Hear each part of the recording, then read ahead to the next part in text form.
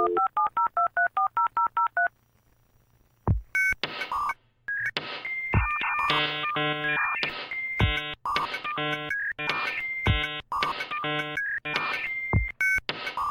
to episode 39 of the Search with Candour podcast, recorded on Sunday the 8th of December 2019. I'm Mark Williams-Cook, and in this episode we're going to be talking about the Google Quality Rater Guidelines update and how this relates to earlier documents that were leaked by Google about bias in search, link disavowing. I've got just something I want to say about what we're currently hearing in the community about how link disavow should be used versus what Google are telling us. And lastly, there's been a small update to yet another kind of instant answer zero-click search result in Google, as well as some free learning resources you can find.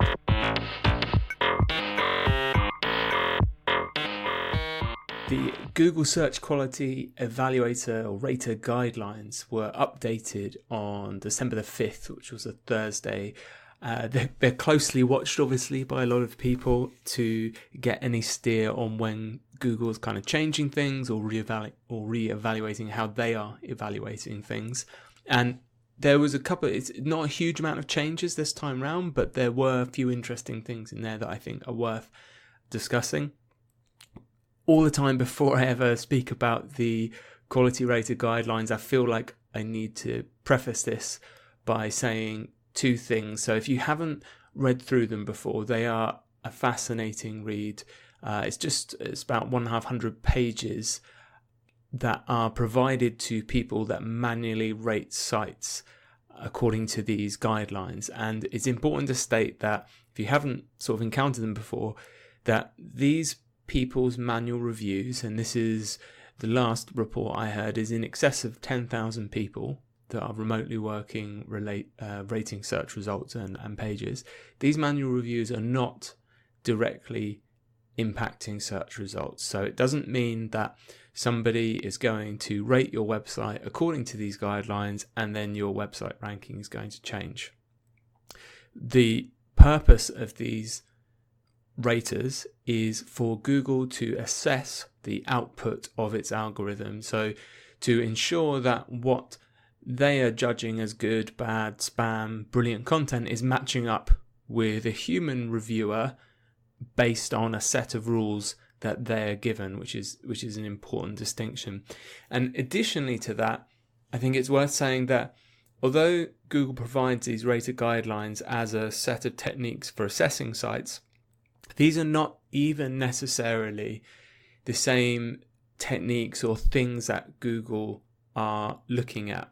So to give a rubbish analogy, because it's the only one I can think of kind of on the spot, is if you imagine that Google's job was to identify animals, and they were doing this entirely through looking at DNA, so genetic material of animals. So they get some scraps of DNA and they look at it and they try and figure out what animal it is.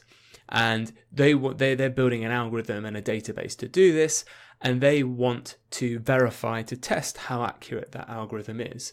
So to do that, they're going to get humans to say if this, or to identify this animal as well and see if their predictions match up.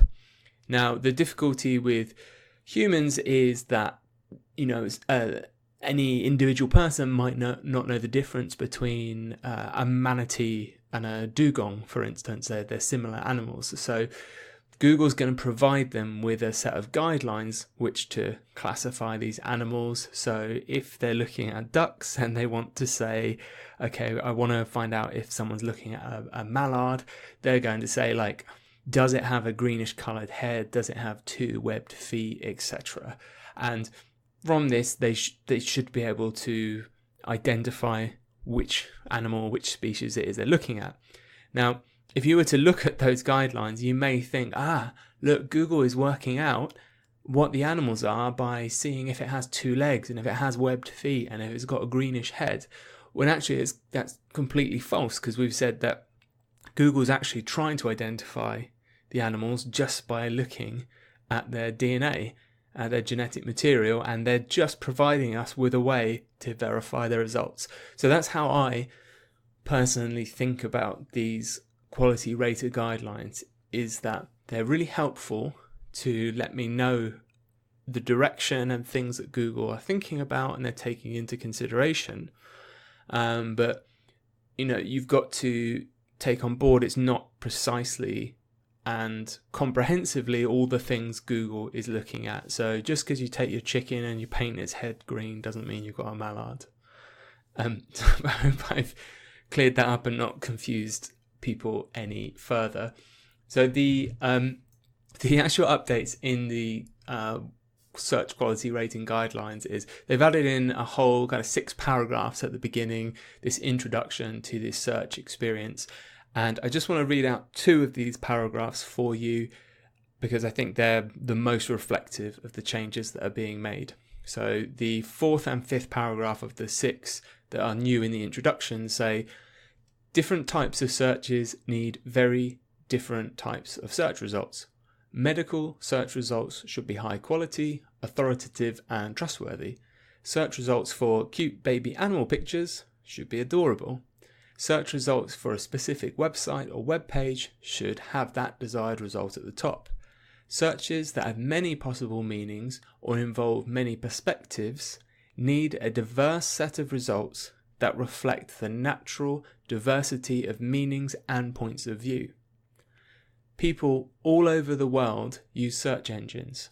Therefore, diversity in search results is essential to satisfy the diversity of people who use search. For example, searches about groups of people should return helpful results that represent a diversity of demographic backgrounds and cultures. So that's 2 paragraphs from a whole new introduction, and then they've made several updates to existing sections where they've added in some clarifications here. So one of the sections is called Raters Must Represent People in Their Rating Locale, and they've added a paragraph saying, unless your rating task indicates otherwise, your ratings should be based on the instructions and examples given in these guidelines. Ratings should not be based on your personal opinions, preferences, religious beliefs, or political views. Always use your best judgment and represent the cultural standards and norms of your rating locale. And lastly, there's another section quite deep in the document that just adds in an extra sentence saying, keep in mind that users are from all over the world, people of all ages, genders, races, religions, political affiliations, etc. And actually political affiliations is specifically added a few more times throughout the document. So it's quite clear from this particular update that Google has amended this document to try and bring that bias that people may have around their own preferences, religious beliefs, political views to the forefront of their mind, so it becomes less of an unconscious bias and people try and consciously think through and around that. And why this particularly interested me was, I think it was back in August this year, so 2019 this year, there was quite a big story about an ex-Google engineer leaking 1,000 or so pages of internal Google documents. The whole thing came about as part of this Project Veritas, and the general consensus was that the documents looked authentic, and there was all sorts of claims made there, which I won't go into now. I had a look through a lot of these documents, and one thing that struck me within these was there was an internal presentation from Google, which was talking about and being aware of the fact that some of the AI systems, the machine learned systems they have been building, did have bias built in. So whether that be gender, race, religion, politics, boiled down to the layman, which I certainly am, the point to take away from this presentation was that the majority of the data that was being fed into these machine learning systems was obviously created by people, by humans, and therefore very likely contained bias. And that bias is then translated, scored, and weighted into the resulting algorithms, which then makes for this nasty cycle. And with some of the kind of Project Veritas thing was, oh look, Google's manipulating search results in certain ways, and I think part of that was to combat this problem of this cycle that's created of, if you train a system based on a data set that has bias, the resulting algorithm will contain and promote that bias, which will then, I don't know if infect is the right word, but it spread that bias essentially. And I noticed this in a few different types of search results. I haven't seen anyone mention this. So lots of search results, as we know now, will trigger these people also asked boxes, which allow you to explore a topic deeper. And I've noticed there are specific questions within Google that I assume have been targeted manually that will not trigger these types of results. So for instance, if you do a search for something like, is the world flat? The last time I did this search, you actually just get a Google answer box at the top, basically being like, no, the world is an imperfect sphere. And that's just presented as fact. There's no breadcrumb trail for you to follow where it might start to spread that what I certainly deem to be misinformation, that the world is flat. So I think it's interesting that firstly they have come about and said internally, look, there is an issue with the algorithm as we're training it, promoting and spreading bias. So one of the steps that we can see publicly from the quality rater guidelines, and I've no doubt this is a multifaceted approach, as we see with the things like the lack of people also asked results for is the world flat or spherical, to tackle this problem. And the takeaway then practically, as content writers, webmasters, companies, entities publishing on the web, is that we also need to work harder to ensure this diversity of intent and representation is at the core of everything we do, including the websites we build, the content we make. And I think it's good that if the algorithm starts to represent that, it will give companies, for-profit companies working in a capitalist system, a commercial motivation to do that. Because as we know, sometimes even when it's the right thing to do, unless there's a commercial motivation, companies won't do things. So I thought that was a really interesting update to the QRGs, and I think it's a really, really positive thing and something we should reflect on as well as web publishers.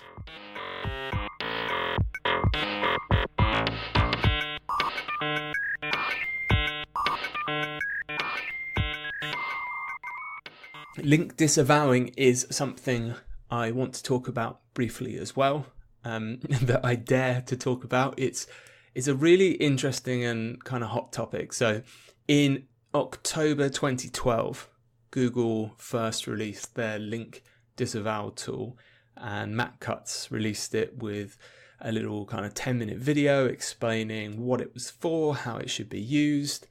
And we've had this tool now for kind of 7 or 8 years, and over this time we've certainly seen how people consider and approach and use this tool to change. I've certainly seen a lot of people within the SEO community over the last 12 months be very vocal about quite aggressive use, if you like, of the link disavow tool, and being quite vocal about improvements that they've seen in ranking because of links that they've disavowed, or apparently because of links they've disavowed. So if we rewind a little bit, when this tool was launched, and Matt Cutts introduced it to the SEO community.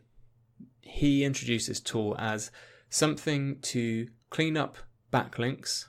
So if you had been, and these were the examples that he used in 2012, if you had been paying for links, if you had been doing blog spam, comment spam, forum spam, guestbook spam, or you had paid someone to write low quality articles with kind of keyword anchor text embedded, and then maybe you'd had a message from Google saying that they'd found unnatural links, this is when the disavow tool could be useful for you.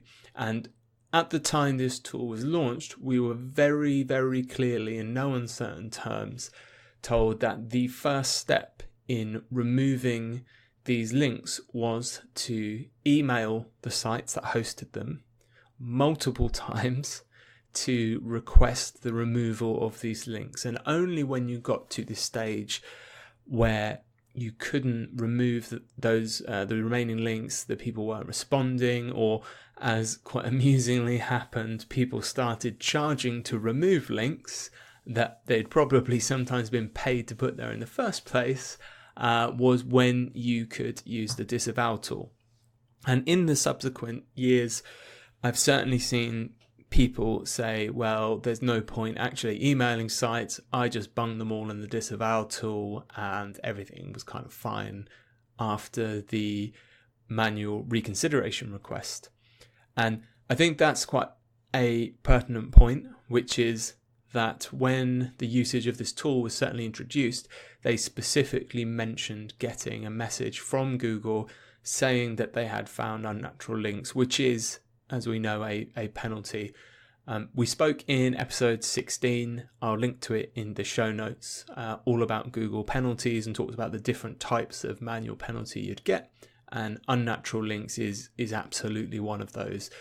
So if you do get a penalty for paid links, spammy links, whatever link scheme Google's decided you've taken part in, you will get a message within your Google Search Console that tells you as such. And then absolutely, that's the time, in my opinion, there's no doubt there, you should be using the link disavow tool. Sorry, you don't avow those links. The link disavow tool to clean those up. Where we are now so at the end of 2019 is it's quite common to hear people saying, oh, we should just use the link disavow tool to clean up what we consider to be low quality links, and that will help, regardless of whether or not you have a penalty. And there's two very different schools of thought about how Google is handling these links, and I want to kind of dare to give you my opinion on this.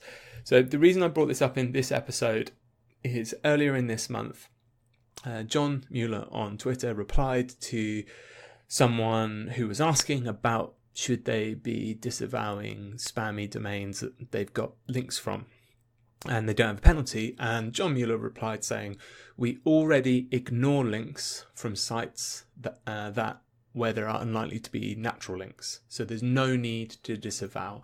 And he's repeated there something quite specific that Google has mentioned time and time again, which is that if they find sites where there are unnatural links, is that they ignore those links. They do not kind of apply a negative modifier. So it's not that those poor links are damaging your ranking, they're just not being counted, is what Google is saying. And there's definitely two schools of thought on this. The other one being that people saying, well, how does negative SEO work then? Because there are several quite convincing cases where people have, in some instances, used link spam profiles to negative SEO a competitor. So they've delivered them lots of thousands of spammy, low quality, paid for links, and then they've seen that competitor, their rankings, be negatively affected from that, which would appear to be at odds with what Google is saying, which is we ignore these links. So if you believe Google ignores links that it identifies as bad links, then on the face of it, there would be no reason at all to disavow links unless you had a penalty. So if you did not have a penalty, the only result from disavowing links could be negative. So if we think through the logic, if we have 1,000 links and we've got, say, 100 genuinely bad links, and Google can identify 50 of those links, it will be ignoring 50 of those links, right? The other 50, which we know are bad, Google, for whatever reason, algorithmically hasn't worked out that they're bad links. So it's counting them, or it's giving us some shred of value for them. Therefore, if we disavowed all 100 bad links, we would be disavowing the 50 bad links Google knows of, which would mean they have no value, which as they currently are. But it would also then potentially mean that we're telling Google that these 50 links that it's giving us credit for are also bad links. So we would then lose the benefit for those links. So overall, theoretically, you could actually damage your ranking. However, that's at odds with what we've seen some people report saying, okay, well, we got rid of these 1,000, 2,000 bad links and we saw an improvement in rankings. Now, I don't actually think these 2 points of view, which seem to be contradictory, actually are contradictory. So bear with me here. I can't give you the exact date this year, but something interesting I saw Google say earlier in the year was that they use your overall link profile, including what you have done with your link disavowing, to make probability judgment calls on links that they consider to be on the fence, i.e. they can't really tell if it's a natural link or not. And when you actually look at quantitatively links that lots of sites get, the easy to identify editorial links from trusted high quality sites are actually the minority, and there is, I would say, this bulk in the middle which could be bad links and could be natural links, could be unnatural links. And this is why we see PBNs, so private blog networks, are still hugely effective within SEO, because those links are very hard for search engine algorithms to detect and flag as unnatural, so that they still work, right?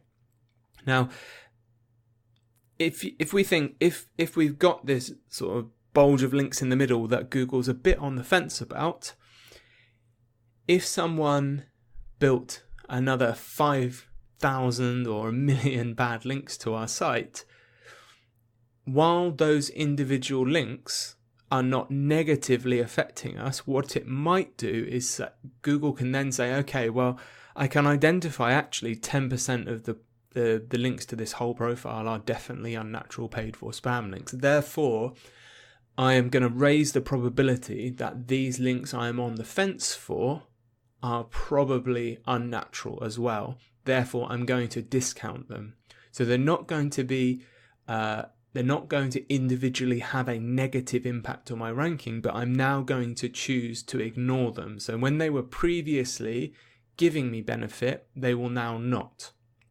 And the same could apply with if you had a reasonable proportion of spammy, bad, poor links in your link profile and you disavow them, potentially it could change how Google views those links in the middle. So you can have your link profile and Google's decided to ignore a couple of % of that link profile, and it's also ignoring a small chunk of the lower end of your links it's on the fence about.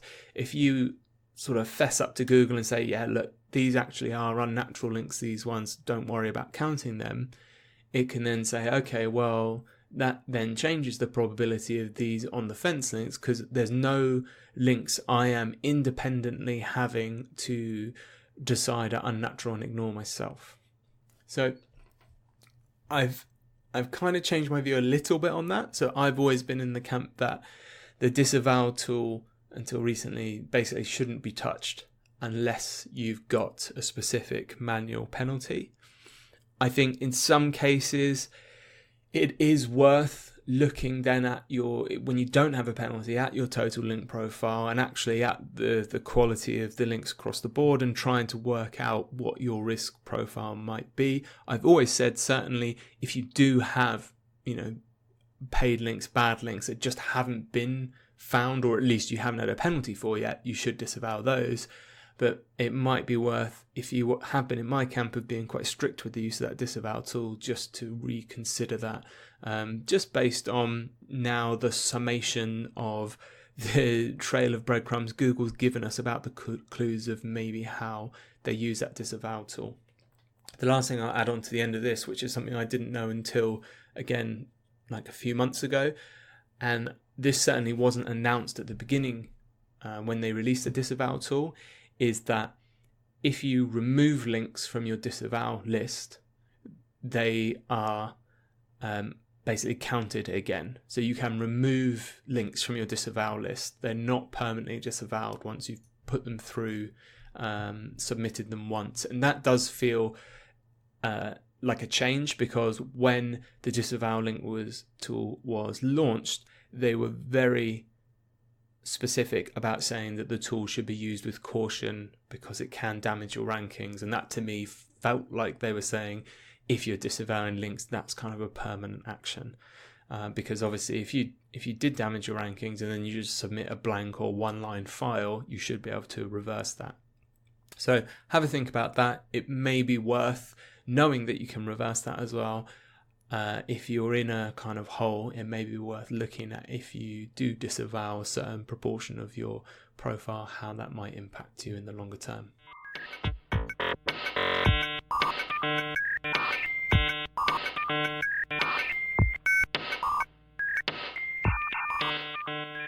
Lastly, on the tail end of this show, I just wanted to pick up on a Google Webmaster Central blog post I saw. I'll link to it again in the show notes. Show notes are at search.withcandour.co.uk, which will take you to all of our podcasts, the latest one being first. And Google has released yet another kind of zero-click in-search result, and this time it's to do with package tracking. So on Thursday the 5th of December on their blog, they posted, "People frequently come to Google search looking to find information on the status of their packages. To make it easier to find, we've created a new package tracking feature that enables shipping companies to show people the status of their packages right on search." And then they give an example of how it appears within the search results. So you search for the delivery company name and then package tracking, and you can enter the tracking code directly into the SERP, and it will bring up kind of a nice result showing you the expected delivery date and then the stage it's at in transit, much like you'd normally get by going to all these sites. And this is available through Google Early Adopters program, and obviously the delivery companies have to make some effort to integrate with this. And I find this interesting because they talk about this in the blog post as it's something that people can find directly through the search result. And for me, again, this is absolutely not the primary use case for Google for this meshing of data. This is absolutely playing into their Google Home personal assistant presence. So you will just be able to say, "Hey Google, where's my DPD package?" And then it will say, "What's the tracking number?" And you'll read it out. Or if you've looked previously, I'm assuming it will store it, and it will just say, "Oh, it's arriving on, the 29th of December or whatever." So it's just another of a certainly rising tide of these zero-click instant answer search results. Hopefully it shouldn't come as a surprise to you anymore, that these things are kind of taking over as Google is becoming this answers engine. But I just wanted to bring it up if you haven't heard of it, because there's so many of them coming up now. They do slip through the net. I've seen people talking about things like flight booking in the SERPs as if that's new recently. That Google is tackling so many of these different operations now. It can be hard to to keep tracking them all. So package tracking is going to be coming now to search results near you.